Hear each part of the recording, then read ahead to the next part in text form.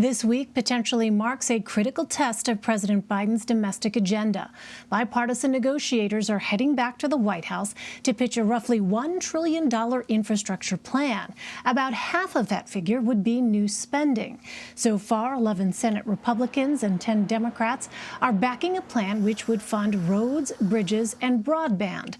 But divisions remain over how to pay for it. On Fox News Sunday, Republican Senator Lindsey Graham said the ball is in the president's court. President Biden, if you want an infrastructure deal of $1 trillion, it's there for the taking. You just need to get involved and lead. Meanwhile, Senate Majority Leader Chuck Schumer is moving forward with a procedural vote on S1, also known as the For the People Act, Tuesday. Democrats say it's their best chance at countering Republican efforts to restrict voting rights happening on the state level after the 2020 election. But cracks are showing after West Virginia Democratic Senator Joe Manchin came out against the bill. The White House says they're working to get every single Democrat on board. We don't expect there to be a magical 10 votes. I'm not suggesting that. But just 2 weeks ago, there were questions about whether Democrats would be aligned. We certainly hope that will be the case tomorrow.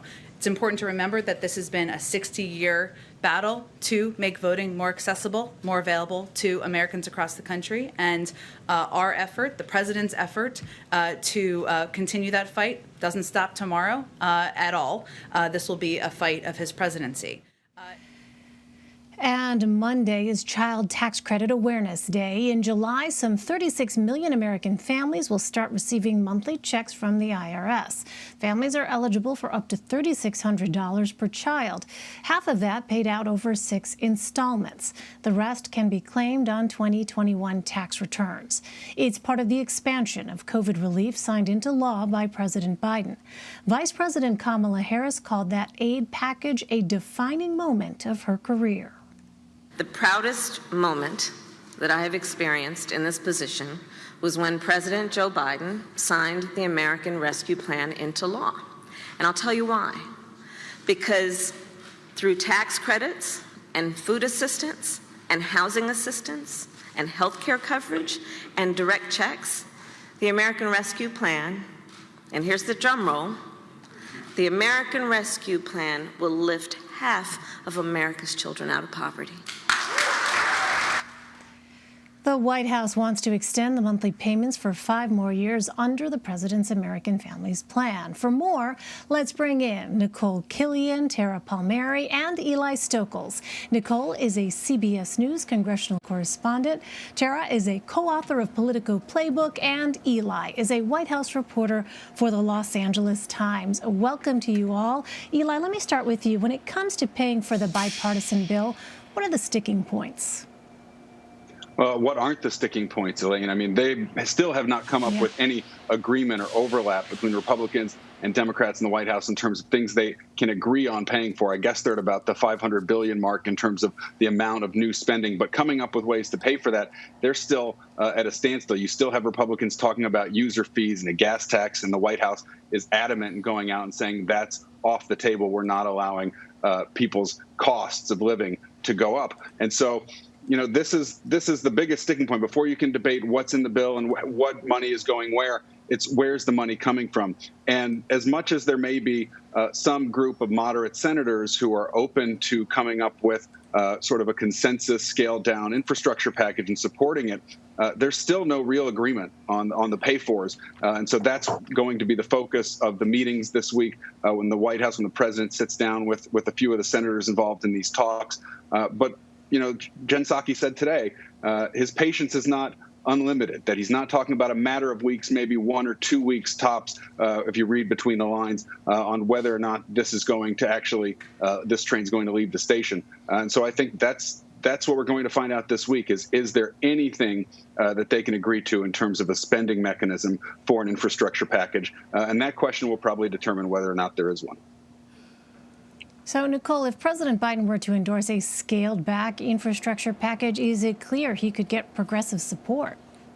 Well, I think we still have to take this one step at a time, as Eli mentioned. You know, we still don't know a lot about this plan, and the White House has not signed off on anything as of yet, nor has the president. So I think before we can even talk about what progressives might do, we have to still look at the fact, what will the president do, because that will certainly impact and guide the party line, including progressives, going forward. But, you know, so far the reaction and response to this bipartisan plan has been rather cool from progressives. For instance, you have senators like Bernie Sanders who really want to move forward with a much bigger package and is kind of starting to lay the groundwork for a potential reconciliation bill upwards of $6 trillion, something that would be far more wide-ranging than this narrower package that is on the table now. You know, the other issue that some lawmakers have is they really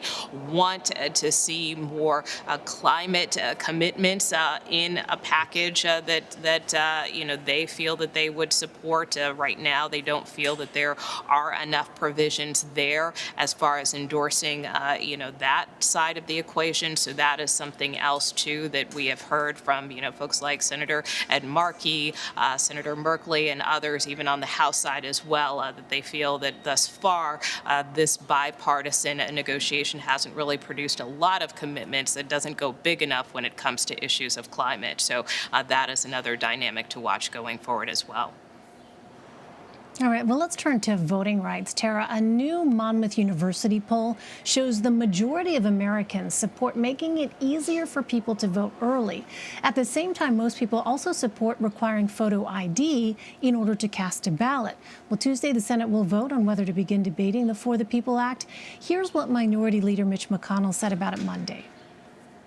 S1 is the same bad bill it's been since the House introduced its version back in 2019 with the same nakedly partisan motives. But ever since Democrats got the election outcome they wanted last fall, we've watched our colleagues actually update the rationale for their latest partisan power grab. States must be stopped from exercising control over their own election laws. So, Madam President, the arguments here have one big thing in common with the ones our colleagues have deployed against the filibuster: debunked claims of racism.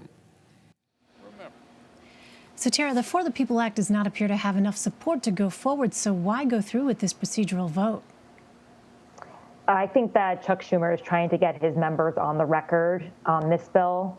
It needs filibuster, and so it won't pass.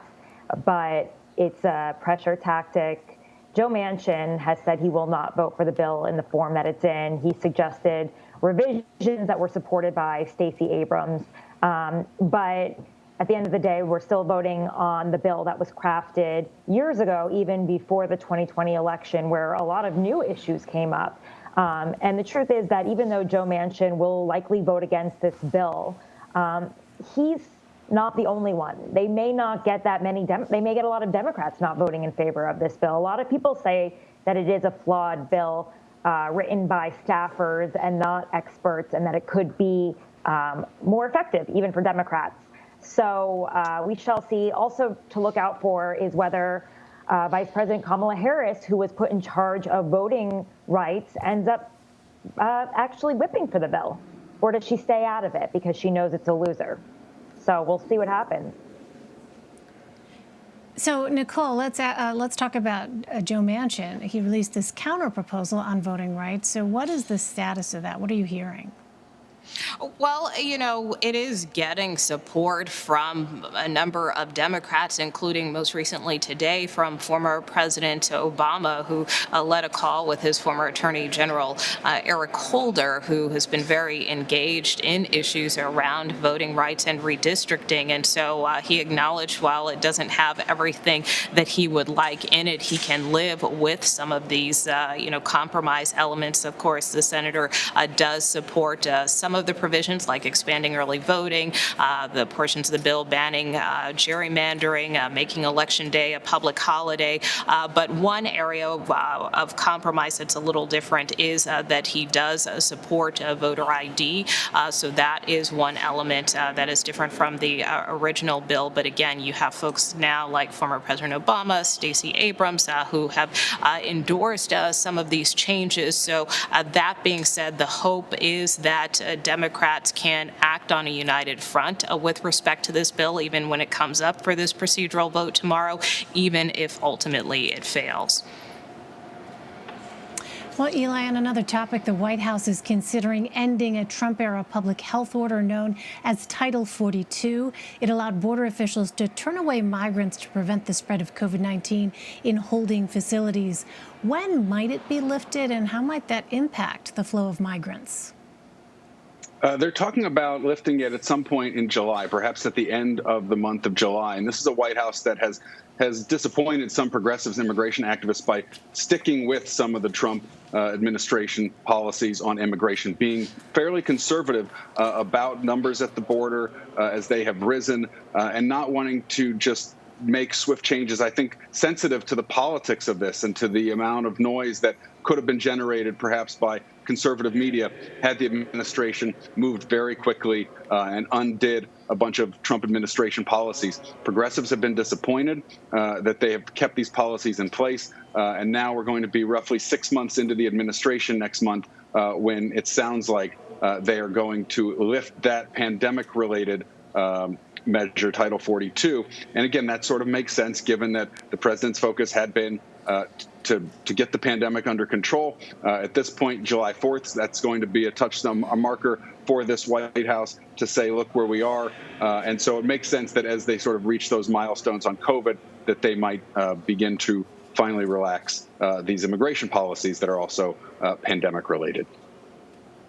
All right, we'll continue to watch that. Tara, next month also a Trump-era federal borrowing agreement is set to expire, and Congress is headed for a battle over raising the debt ceiling. What is the potential fallout, particularly for an administration with some costly goals?